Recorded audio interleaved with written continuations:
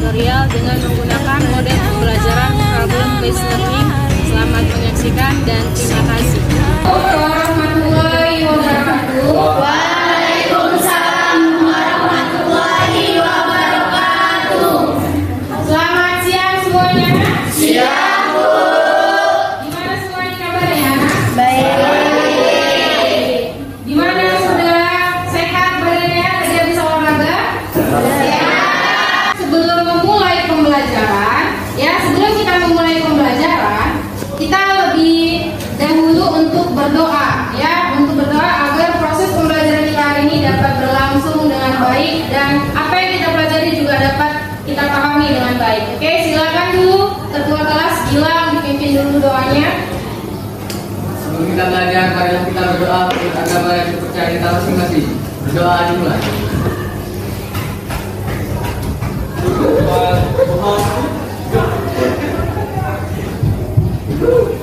Berdoa selesai. Terima kasih Gilang yang telah memimpin doa. Nah, saya ingin mengecek dulu kehadiran siapa yang tidak hadir untuk hari ini. Gimana sekretaris yang tidak hadir? Siapa yang tidak hadir? Itu keterangannya bagaimana? Sakit. Sakit. Oke, kita doakan ya teman-teman kita yang sakit tadi biar cepat sembuh ya. Nah, jadi hari ini sebelum saya mulai pembelajaran, sebelum kita mulai pembelajaran pada hari ini, saya mau laksanakan dulu nih, menanyakan ke kalian mengenai persepsi materi kita yang telah kita pelajari pada pertemuan sebelumnya. Ya? Nah, jadi di sini siapa yang masih ingat materi kita pada pertemuan sebelumnya? Oke, silakan Nur Halimah sampaikan materinya. Menganalisis struktur dan kebahasaan teks editorial. Iya, materi kita sebelumnya itu tentang menganalisis struktur dan kebahasaan dari teks editorial. Oke. Nah, mengenai materi yang tadi sudah kita bahas pada pertemuan sebelumnya, menganalisis struktur dan kebahasaan teks editorial. Siapa yang masih ingat ini? Struktur dari teks editorial itu apa? Oke, silakan Abdul. Struktur editorial terdiri dari pengenalan isu. Pada bagian ini isinya memperkenalkan masalah yang akan dibahas. Struktur selanjutnya argumentasi. Pada bagian ini menjelaskan tentang penyampaian pendapat atau tanggapan tentang isu yang dibahas. Kemudian struktur selanjutnya penegasan ulang. Pada bagian ini saya menyampaikan penjelasan kembali saran solusi kritikan terhadap isu. Iya, benar sekali yang dikatakan oleh Abdul. Jadi struktur teks editorial itu tadi ada pengenalan isu, kemudian ada argumentasi dan penegasan ulang. Silakan tepuk tangan dulu buat Abdul.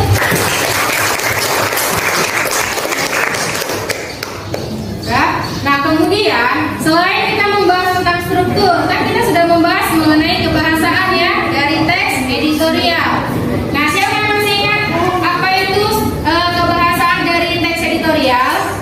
Oke, silakan Femi.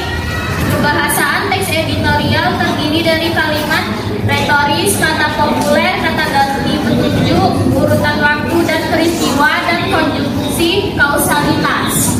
Ya, itu tadi kebahasaan dari teks editorial. Benar sekali dikatakan ini. Silakan tepuk tangan dulu buat ini. Untuk hari ini kita akan membahas materi tentang merancang teks editorial. Jadi materi kita hari ini itu masih berkaitan dengan materi kita pada pertemuan sebelumnya, Tujuan pembelajaran kita pada hari ini yang pertama, kalian peserta didik ini diharapkan pertama bisa menyusun kerangka dari teks editorial. Kemudian yang kedua, peserta didik itu diharapkan untuk bisa membuat atau merancang dari teks editorial. Nah, itulah tujuan pembelajaran kita pada hari ini. Nah, untuk pembelajaran kita hari ini, itu sangat berkaitan dengan kehidupan sehari-hari kita. Kenapa? Karena kan ini editorial adalah memberikan tanggapan bagaimana kita bisa memberikan respon terhadap suatu hal. Jadi ini bisa kita implementasikan dalam kehidupan sehari-hari. Nah, sebelum kita lanjut ke inti pembelajaran, coba silakan kalian bentuk kelompok sesuai dengan kelompok yang seperti biasa, kelompok bahasa Indonesia. Silakan dibentuk kelompoknya, Nak.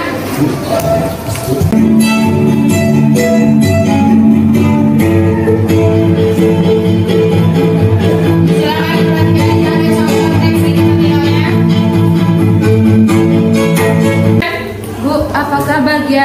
argumentasi itu hanya pendapat kita saja, Kak Bu? Oke, tepuk tangan dulu buat pertanyaan. Oke, sebelum saya menjawab, ada nggak yang bisa memberikan pendapatnya atau pandangannya? Apakah dalam struktur argumentasi itu hanya berupa pandangan? Ada? Ada yang bisa? Oke, silakan Martin berikan tanggapannya. Kalau menurut saya, di dalam sebuah argumentasi memang ada sebuah pendapat, tetapi pendapat tersebut harus disertai dengan sebuah fakta yang terjadi di lapangan. Karena jika pendapat tanpa fakta itu hanyalah sebuah opini. Contohnya saja, saya dapat berpendapat bahwa saya adalah orang yang ganteng, tetapi orang lain belum tentu bisa berpendapat sama dengan saya. Itu pendapat saya tentang argumentasi. Oke, silakan tepuk tangan buat. Mereka sebesar 13%. Pengunjuk rasa akhirnya membubarkan diri setelah perwakilan diterima staf Gubernur DKI Jakarta.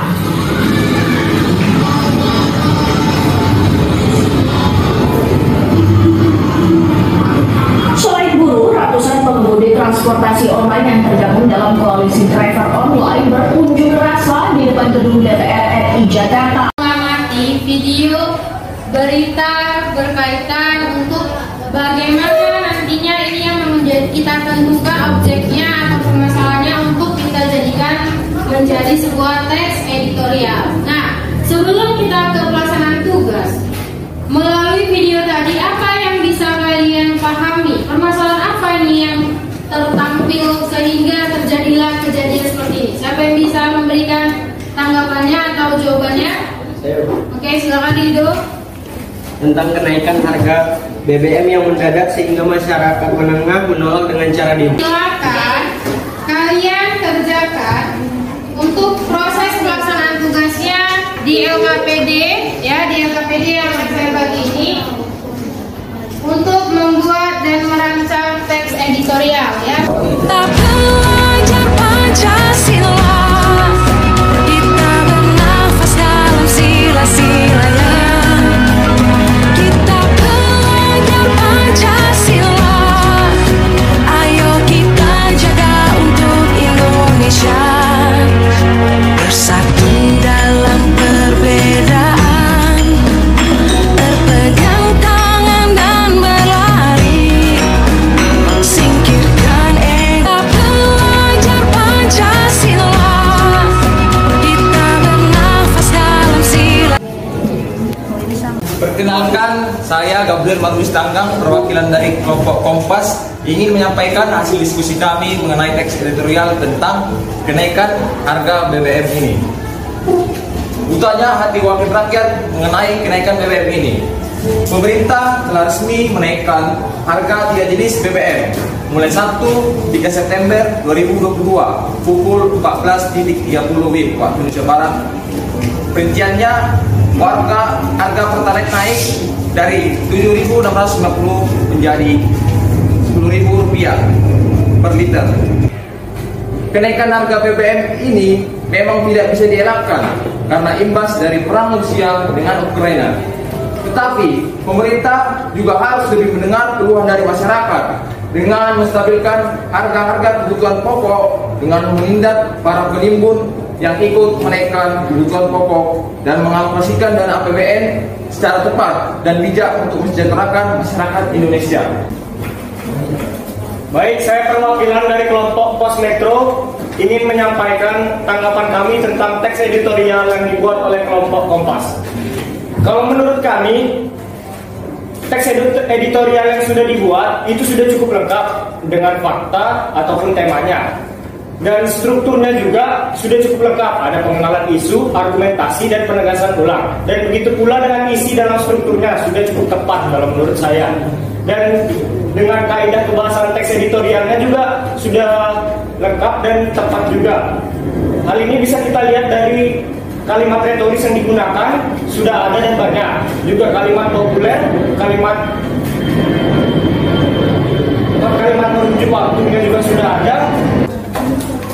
Menurut dari kelompok 1 analisa, pendapat kami tentang kelompok Kompas sudah tepat seperti yang disampaikan oleh kelompok Pos Metro, yaitu mengenai struktur teks yang sudah tepat disampaikan dari bahasa konjungsi kausalitasnya dan kata retorisnya.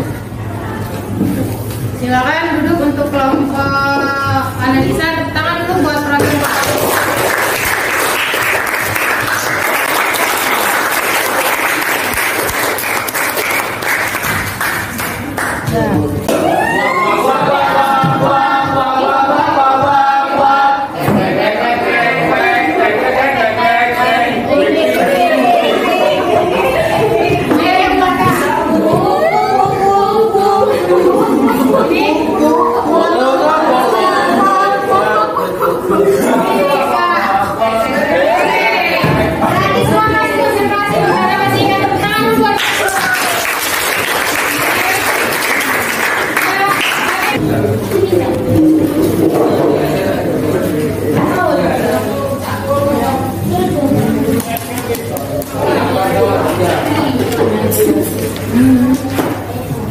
Jadi sebelum saya akhiri ke proses pembelajaran, saya ingin bertanya nih terlebih dahulu ya terhadap kalian.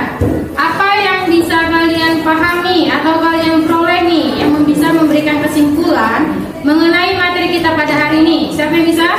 Oke, silakan Muhammadnya berikan kesimpulannya. Tentang merancang teks editorial, Bu.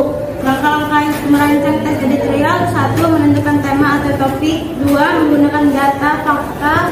3. Menyusun data yang ditemukan menjadi kerangka. 4. Mengembangkan kerangka teks editorial menjadi teks editorial. 5. Menyampaikan pandangan. 6. Menyusun saran atau rekomendasi dari permasalahan yang dibahas. Iya. Ya, selain tadi kan saya juga melaksanakan pembelajaran menggunakan media nih. Salah satunya inilah media keterampilan, media pemahaman materi, kemudian ada video yang kalian lihat. Nah, dengan menggunakan media itu menurut kalian lebih mempermudah pembelajaran atau tidak? Mempermudah. Mempermudah di mana? Coba silakan Gabriel berikan tanggapannya. Mempermudahnya kalian dengan media ini bagaimana dalam proses pembelajaran? Jangan ada yang media. Maksudnya dengan ada media ini lebih mempermudah karena lebih jelas dan tidak membosankan. Jadi hari ini untuk penugasan kita selanjutnya, kalian lebih biar bisa memahami materi, ada tugas di rumah. Silakan masing-masing individu membuat teks editorial tentang Hari Guru, karena kita sebentar lagi menyambut Hari Guru ya. Silakan secara pribadi buatlah tanggapan kalian mengenai Hari Guru atau mengenai guru-guru Indonesia ini seperti apa menurut tanggapan pribadi kalian ya. Dijadikan sebuah teks editorial. Paham tugasnya? Oke. Nah, selanjutnya untuk materi kita pada pertemuan selanjutnya itu kita akan membahas mengenai materi memahami atau menafsir pandangan dari novel ya. Itu materi kita pada pertemuan selanjutnya. Jadi kalian boleh mencari informasi di internet dan buku sebagainya untuk memperoleh informasi tersebut sehingga pada hari H pembelajaran kalian sudah punya bekal untuk memahami materi tersebut. Bisa dipahami? Oke.